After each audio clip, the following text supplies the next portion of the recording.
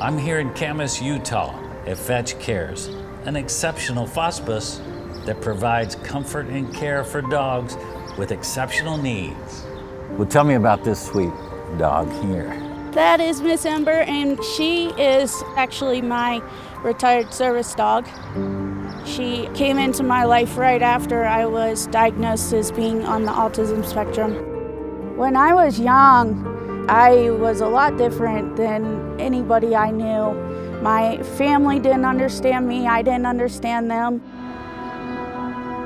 I would feel nauseous with body contact, if my parents tried to give me a hug or anything like that. But with animals, I was Tori didn't understand me, I didn't understand her. My husband and I didn't always understand each other about what was going on with our sweet, sweet daughter. She didn't make eye contact.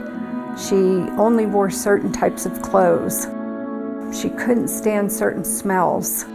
There were many things that fit the diagnosis of autism, but girls weren't diagnosed back then as much as boys were.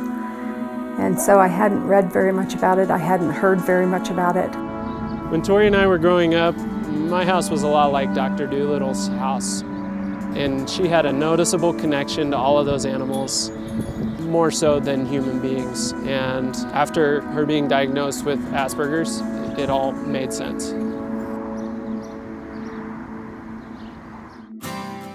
I was working at the SPCA when Ember came in as a stray, and there was just something in her eyes that was trying to come to life, that was trying to find its purpose.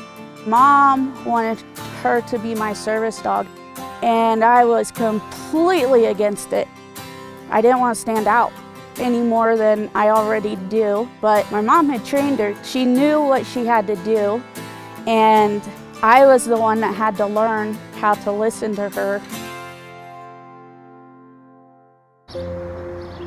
When we gave her the job to be my service dog, she came to life. She knew that that was her purpose and her job, and she's been the perfect dog ever since.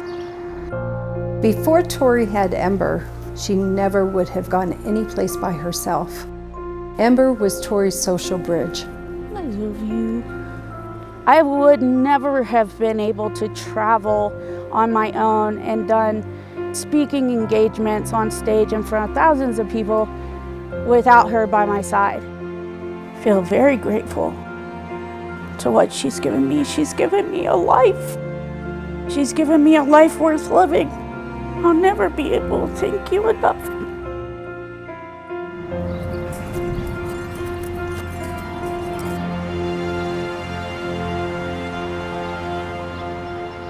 Did you ever imagine you would be here in Utah and your daughter was such an inspiration and helped everybody get here to where y'all are with this family business?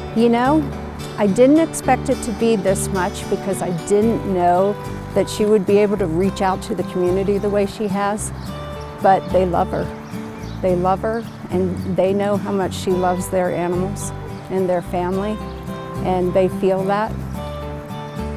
Since really planting roots in this community and sharing her love of dogs with this community, Tori has a reason to be on the earth. I think that's really cool, and I'm so proud of her for taking this on.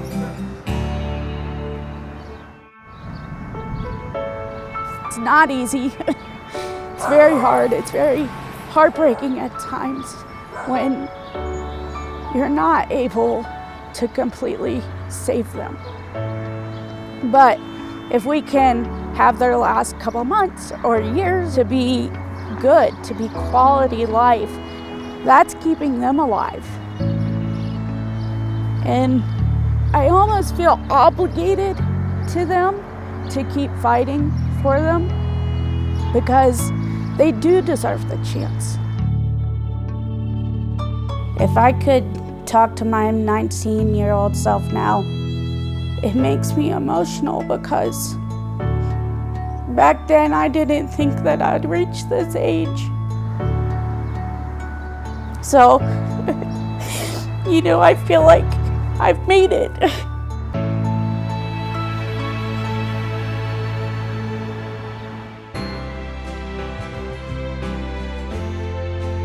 This is some of the most beautiful country I've ever seen, and some of the most beautiful people I've ever met.